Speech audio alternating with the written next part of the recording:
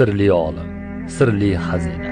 Ha, biz hali yaxshi tanimay turib, Rahmonning huzuriga shoshilgan sirli ustoz.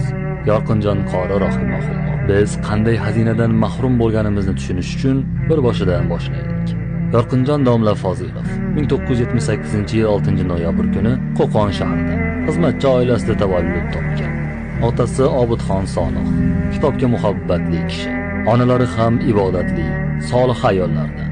Ular farzandlarini bolalik chog'danoq ilmga baxshida qilishgan edi. Oilada moddiy qiyinchilik bo'lgan paytlarda ham o'g'lini biror ishni boshini tutib, pul topishga majbur qilmaganlar. Balki ilm tahsil uchun imkon qadar sharoit qilib berishgan.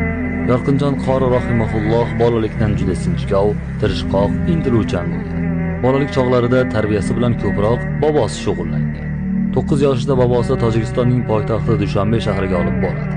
Bu yerda yoshgina Yorqinjon domla birov haj safardan olib kelgan Qur'on mushafini ko'rib, shuni menga olib berasiz deb turib oladi.